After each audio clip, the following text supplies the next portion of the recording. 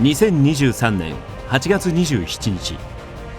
スクウェア・エニックスのオンライン RPG ファイナルファンタジー14が申請から10周年を迎えました。それを記念し、この10年の歴史をぎゅっと凝縮して振り返っていこうと思います。ファイナルファンタジー14クロニクルパート1、ゲームの申請、信頼回復と責任。さて、そもそもなぜ申請と呼ばれているのだろうとお思いの方もいることでしょう。それを説明するためにも、そしてこの10年を振り返るためにも、何よりオリジナルのファイナルファンタジー14に触れないわけにはいきません。その未曾有の出来事は申請する2013年からさらに3年ほど遡り、2010年から始まります。2010年9月に発売されたオリジナルのファイナルファンタジー14は、サービス開始からすぐに窮地に立たされます。不親切なユーザーインターフェース、レスポンスの悪いサーバー、継ぎはぎのようなマップ、圧倒的なコンテンツ不足など、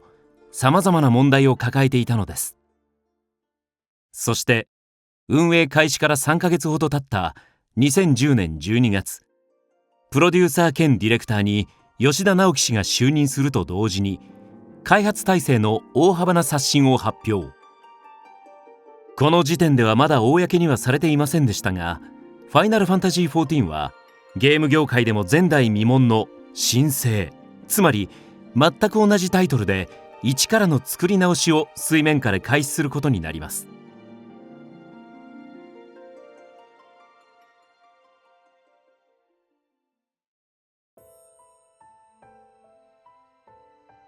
いや、大変は大変そうだなですし、すでに発表されているし、運営が始まっているものと並行してやんなきゃいけないっていうので、時間との戦いっていう意味ではすごいシビアだなって思いましたね。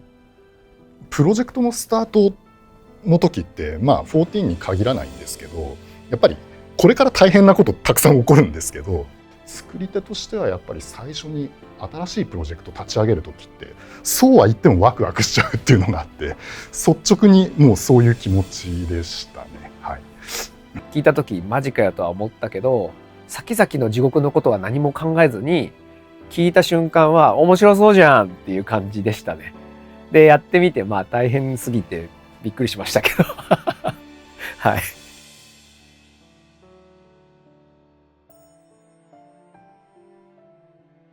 もともと僕と吉田さん自体が、そこの14の話がある全然前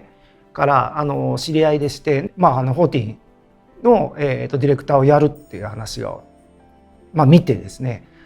これ偉いことだと、偉いものを引き受けたなと思いまして、正直ゲームって作ってる開発してる時に、作り直しするっていうことは、たまにはあるんですね。やっぱり発売リリース前に作り直すのはちょっとやっぱり意味合いも違いますし、重さも違いますし、時間的プレッシャーというのも全然違うと思います。これもし辻本さんがその判断をしなくてはいけない、もしそういう立場になったとしたらどうされてたと思いますか？そうですね。僕だったら吉田さんに頼んでたかもしれないですね結局一緒かもしれないですね。正直言うとプレッシャーはなかったんですよ、本当に。なぜかというと、実際 Q14 っていうものを自分自身でも遊んでみた時に、あとそこをこう立て直していこうって言って志を同じようにしてくれて集まってくれたメンバーの、力量とかっていうのを見ていくと、これより悪くなることは、正直な話ないなっていうところがあったので、要はもう上へ登っていくというか、プレイヤーの皆さんにより良いゲーム体験をお届けできるっていう道しかないので、そういう意味だとプレッシャーは全然なかったですね。いや、あん時はさすがにプレッシャーはさっきなかったって言いましたけど、多分その時は一番しんどかったとは思います。だって300人ぐらいいて 90% 以上知らないんですよ、お互い。誰お前っていう状態だったので、ソケンとだってあの時まだ差しで話してないですもん。まあその中でもゼロからやり直します。とにかくそのゲームデザインがやっぱりはっきりしてない、何を遊んでもらうのかっていうところを改めて正しく設定し直すので、もちろん一足飛びに全部ができるわけじゃないから、一つ一つでその道しるべは提示するので、思い切ってやり直しましょうっていう話をもう言ったからには引っ込められないっていう決意で、言った時にちょうどその僕の真正面の、もうだから視線合わせるのが辛いんですよ、みんなと。でそうしたらここでなんか飛び上がってるやつがいるから「おおなんだよ」っつって「おら!」とかやってたんで、ああいう風にやったるでっていう人もいるじゃんっていうので、ものすごくよく覚えてるんですよね。僕はもう作り直したかったんですよね。すごいなんだろう、じゃあなんでどうにかできなかったんだ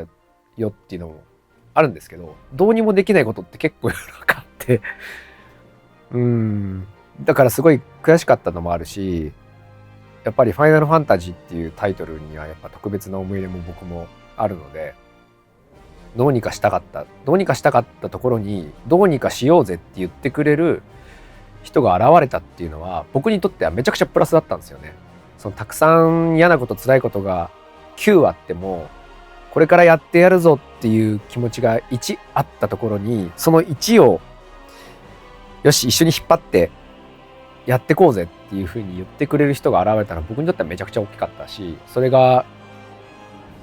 よくよく言われてた吉田直樹って男だったんで、これはもう俺はもうどうなろうが一発やってやるぜっていう気持ちになってガッツポーズしたんだと思うんですね。もうツイッター等々でその場で寄せられる質問とか疑問点、これからの14の、まだ当時前編の時には発表してないので申請を、これからの14っていうのはどうなっていくのかっていう部分に関して台本なしでそのままリアルタイムに質問に答えていくっていうものをやりたいっていう話をしたのがスタートで、もう何が来ても全部答えられるぐらい考えてますよっていうのをしっかりこう証明したいっていう思いがあったので、やりたい。だから申請を発表するためのものだったんですよ。それをしっかり理解してもらえれば、きっと変わってきている Q14 っていうものを遊んで面白くなってきてるじゃんっていう現実感とともに、荒唐無稽な計画かもしれないけど、こいつらならやってくれるんじゃないかっていうところを少しでも一人でも誰かその信じてこう言ってくれる人たちを改めて増やしていきたいっていうことから、そういう話をしてスタートしたんですね。それは仮に14っていうものが本当に立て直しっていうシチュエーションじゃなく、自分が MMO をゼロから開発するってなったとしても、多分その放送っていうところまで行ったかどうかはちょっと分かんないですけど、コミュニケーションを取ろうとするっていうことは多分変わらずやろうとしたとは思います。そして2013年8月27日、ファイナルファンタジー14新生エオルゼアがリリース。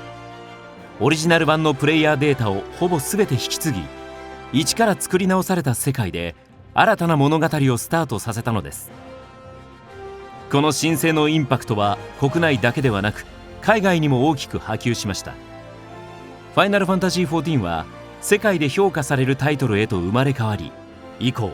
綿密なアップデート計画とともに運営が進められていきます。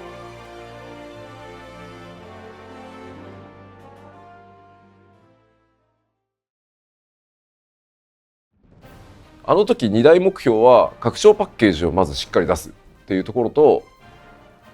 ようやく申請までこぎつけたからこそファンフェスティバルをやるっていう、この2つは MMO として成功できたというか分かりやすいバロメーターだと思っていたので、その2つはかなり目標としては掲げて、こっからが本番だ、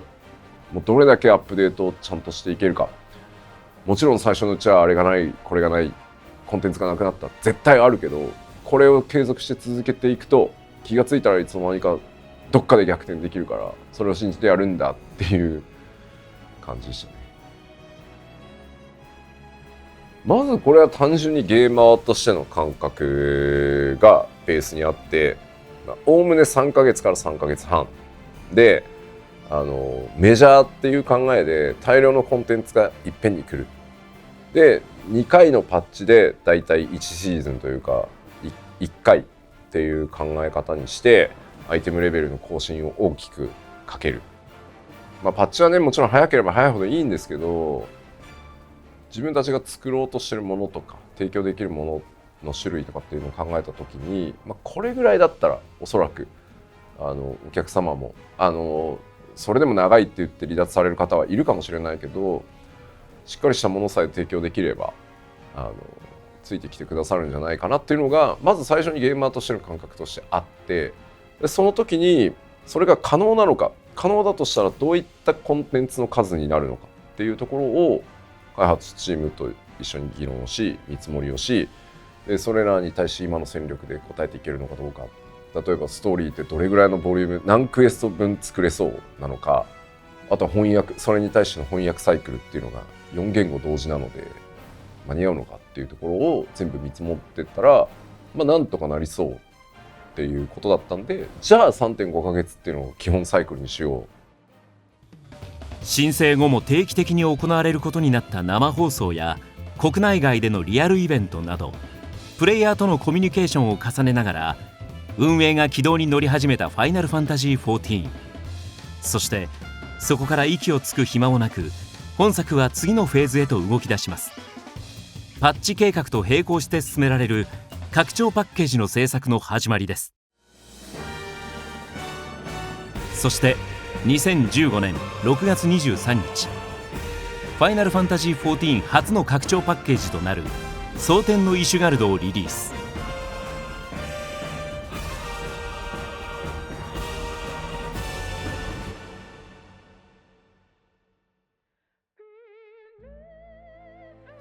Q14 をアップデートしていくのと同時に新生14を作っていく上で結構しんどかったのが、その中世ゴシックファンタジーの要素を使えないっていうことだったんですよ。いや、なんで使えないかっていうと、全部イシュガルドにありますって言われたんですね、 Q14 のスタッフから。要は騎士というのはイシュガルドなんですと、ドラゴンというのはイシュガルドにいるんですと。見えるんですよ、イシュガルドは。もうフィールドの向こう側にイシュガルドが拡張するって言ってるのに、見えていて門が閉まってるところの先へ行けず別のところへ行くって僕だったら納得いかないんですよ。だし門を開けないとファンタジー要素をより強く逆に言うと使えない。つまりイシュガルドさえ平定すればファンタジー要素をどんどん出してって構わなくなるんだよねと。なのであればもう素直にイシュガルドに行くよっていうのがもう最初ですね。新生がその一冒険者が英雄になるまでの物語で、じゃあその英雄って、一時的にでもその役目を終えた英雄って世界からどう扱われるんだろうっていうとこから蒼天の物語作り始めたんですけど、人がいて国があってでってなると、そこにその数だけその思いだ人々の思いだったりその人々の思想国の思想っていうのが、あるんですよね。でその中に英雄が巻き込まれていった時にただ祭り上げられる英雄じゃなくて一人の、人間として動いていかなきゃいけなくなるっていうところの、そこにフォーカスを当てた物語にしようと思っていよいよフライングマウントっていうものが想定されだしたのがそこだったんで、うわ飛ぶのかって思ったような記憶がありますかね。ゲーム開発者的にはいろいろ問題があるので辛いなこれと思いながらも、でも新しい体験みたいのを随時提供していかなきゃいけないっていうものは命題として当然だなとは思ってたんで、頑張るしかないかって感じでしたね。イシュガルド地方の表現をどうするみたいなことを割と長い時間かけて現場の人と作業ができるようになって、そこがすごく楽しかったですね。久しぶりにルックの話ができるというかゲームのビジュアルの話をやる時間がたくさん取れたんで、蒼天の石ガードってすごいベタじゃないですか。ドラゴンが出てきてすごい北の国に高いお城があって、あれを割と集中して作れたっていうのは久しぶりだったんで、やっぱそこはすごいシンプルに楽しかったですね。光の戦士とアルフィノとエスティニアンとイゼルっていう4人旅っていうところを、しかもそれぞれが結構異なる思想、異なる感情、相反する要素とかを持っていながら旅をしていくうちに相互理解っていうものが生まれてきて、それぞれがトラウマとして抱えてるものっていうのが少しずつこう解消されていくみたいなところっていうのが、やっぱり FF はドラマだとも思ってるので、まあそこを結構強く意識してましたね。あの当時にね、今のコンテンツサポーターがあればね、もっと、まあ、今まさにね、多分今蒼天の石ガールドを遊んだらあの時よりもはるかにね4人旅になってると思うんで、ぜひ強くてニューゲームでやってみてもらいたいんですけど、まあそこはすごくあれ以降でもやっぱり仲間との旅っていうところはある意味14のキーワードにも以降もずっと暁のメンバーを改めてこう仲間にしようっていう風にしたりとかは、そこは今も変わらず結構こだわりかもしれないですね。ファイナルファンタジー14クロニクルパート1、いかがだったでしょうか。さて次回はグレンのリベレーター、そして漆黒のヴィランズの時代を中心にさらに広がりを見せるファイナルファンタジー14の歴史を追っていきます。ぜひ続けてご覧ください。それではパート2でお会いしましょう。